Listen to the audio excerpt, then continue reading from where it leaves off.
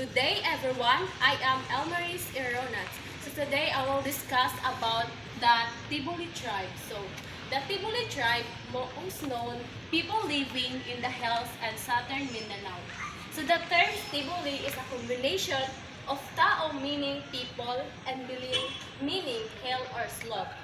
So the Tibuli also called Tagabili. Literal means people living in the hills in southern Mindanao. So they are known among lowlanders as Tagabili derived from Taobili. So there are animist ethnic groups inhabiting highland areas in southwest Mindanao, especially around the Lake Cebu. So the Tiboli tribe is sikat ni sila sa ginatawag nga kanang tie-dye the baka cloth or gitawag siya nga tinalak. So mo na ilang like ilapit ito kung traditional nga ilang himuon nga clothes nga mo siya gitawag nga tinalak. And also and metal industry including loose wax, brass, casting. So now let's move on to the location. So the Tiboli tribe primarily lives in the highlands of South Cotabato, particularly around the Lake Cebu. So they are also found in Cotabato, Sultan Kudarat,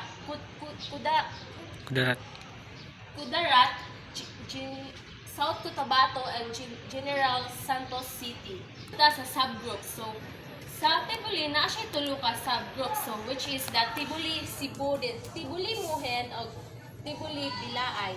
So kaning Tibuli Cebu is napuyo ni sila sa taas ng mga lugar palibot sa Lake Cebu. And also kaning the Tibuli Muhin kay mo ni sila ang nagpuyo sa duol sa dagat or duol bitaw sa baybayon. So mo ni ang Tibuli Muhin. So kaning Tibuli Bilaay is kuan ko ni siya kanang nagpuyo ni sila duol sa bukid. Okay, nakabutang ko diri kay Tibuli Bilaay. These are the Tibuli who live in the western mountain, typically located closer to the Manobo group. So, nagpuyo ni sila sa kanang bukid dool sa mga Manobo groups. And then, let's proceed sa clothes.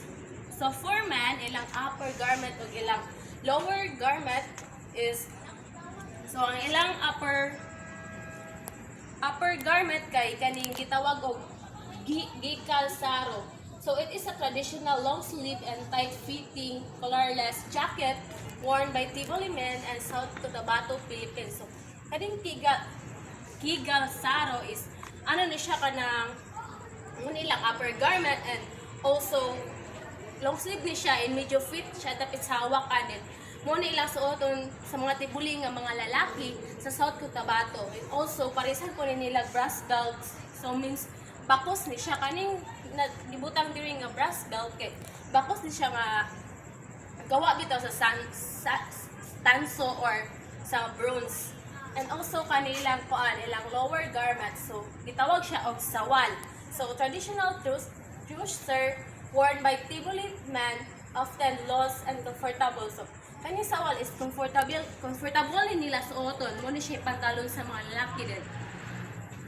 Para for to easy movement if ever na ay mga dance activity and ceremonial dances. So diri po ta sa woman. So ilang upper garment kay gitawag siya og gikal tinalak. So a blouse made from the tinalak clothes as a creates a woven fabric made from abaca fibers. So mo ni siya ilang blouse sa mga babae dayon. Ni siya kanang made from abaca fibers ni siya. And then kani ilang lower garment kay mo siya gitawag nga liwik idiyong. So a long warp around skirts made from tinalak fabric. So mo ni siya ang kana ilang suoton during festivals and cultural events. Okay, proceed sa kanang accessories. So for men gitawag siya piece, a hand-woven head clothes or kerchief. So mo ni siya kaning piece nila is mura ni siya panyo bitaw, panyo jud siya, and then pwede po siya ibutang sa ilang ulo, like kuan kanang panyo ni siya din or tila na pwede ibutang silang ulo din. Mo nilang traditional nga isuot nila bilang protection bitaw laban sa mga kuan kanang sandata, like kanang sa sundang or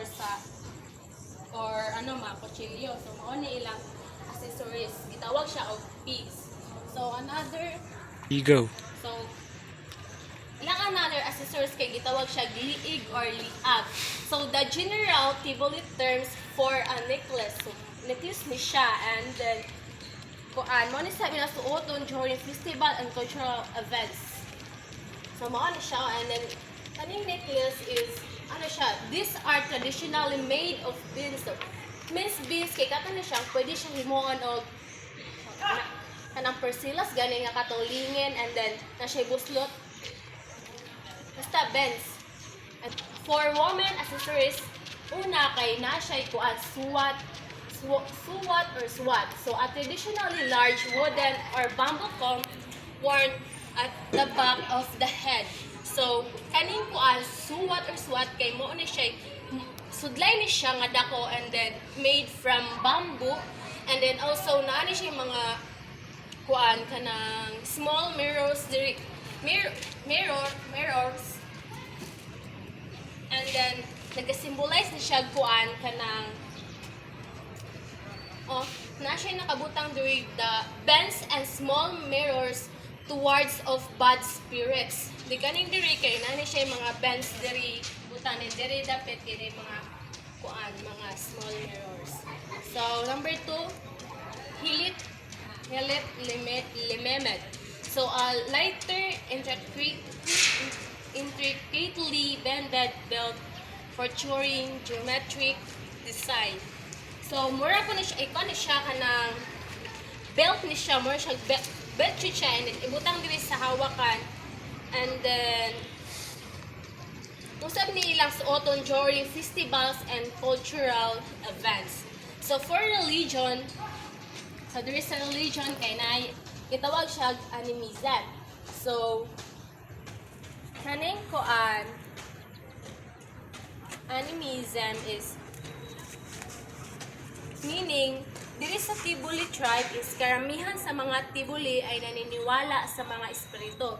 Naniniwala sila na ang mga espiritu ay naninirahan sa kalikasan tulad ng puno, ilog at bundok. So nagsasagawa sila ng mga ritual at nag-aalay ng mga handog upang igalang ang mga espiritong ito na maiwasan ang malas. So muna siya kuan ka ng animism nila, muna ilang religion sa ilang katunguan. And then number 2, Christianity.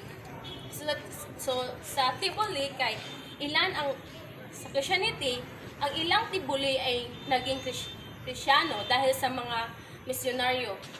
Naniniwala sila sa Diyos at kay Jesus. Ngunit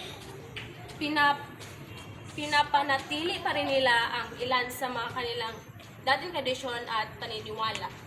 So mo ni na Christianity. So rare day kaayo ang matibuli nga kuan kanang naimong kuan kanang Kristiyano. And then sa number 3 kay Islam.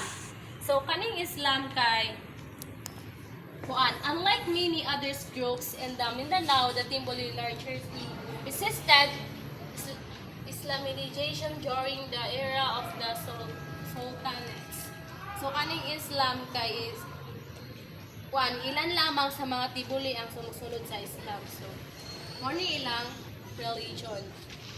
So let's move on to the language. So Tiboli language is part of the Austronesians family. For example, kuan kanang maghatag lang kung duha ka example kaning Hoki food, so meaning kuan good evening. And then kaning bong salamat is thank you very much. So nako siya nakabutang diri nga belly sikom. So muna siya sa English pa kay you're welcome. So dili na po ta sa ilang sa livelihood or ilang panginabuhian. So number 1 kay weaving. especially tinala clothes from the abaka woven by women. So, magkuhan sila kung anong clothes, mag-imo sila clothes nga made from abaka. And then, number 2 kay farming. So, isa po ni nila, ilang livelihood kaning farming, and then also fishing, and then hunting. So, hunting using spears, bows, traps, often with rituals. So cultures, so ilang courtship, itawag siya gimal. So, the bride price is given by the groom's family, often involving livestock, gongs, or woven textiles. So, kaning courtship nila, kay itawag siya gimal. So, meaning, ang pamilya ng lalaki ay nagbibigay ng bride price. Halimbawa, hayop o tila sa pamilya ng babae. So, kadalasan, ang magulang ay nag-aayos ng kasal, pero minsan may sariling pagpili ang magkasintahan. So, may ritual din sila, sayaw at dasal sa kasal. And then, dito sa so, muna ilang mga marriage.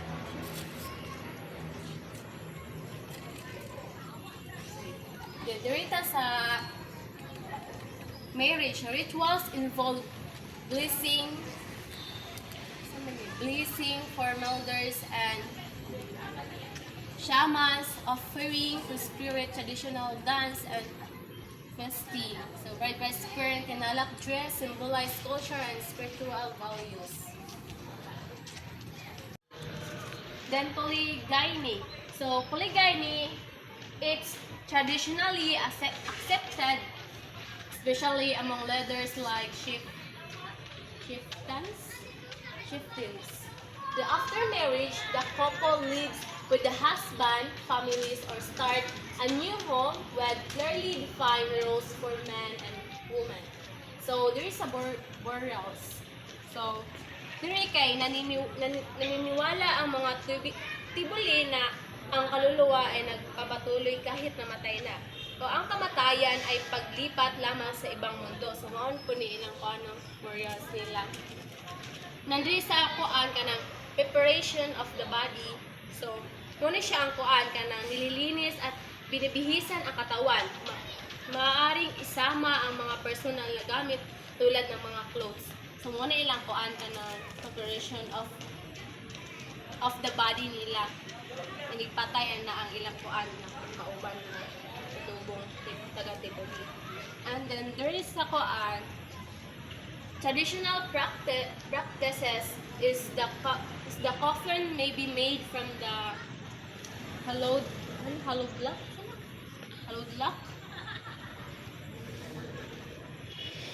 Burial may take place within honor the community. And then, sa burial practices, the dead are usually buried on the ground. So, in earlier times, some were buried under the house close to the family. Dwelling symbolizes continuous connection with family. So, kaning burning practice kay kuan like kanabitang na mamatay sa ila is ilubong ra po nila is sa kuan kanang under the ground sa ilang under the house. So, doon lang po sa ilang balay kay nakasimulay siya like continual siya po ilang connection sa ilang family. And then there is a kuan mourning and rituals. So, ritual chants is prayers are performed by the spiritual leaders. Gongs may be played during ceremonies. The family observes a mourning period, avoid uncertain activities. The feasting may be held to honor and deceased and straighten community bonds.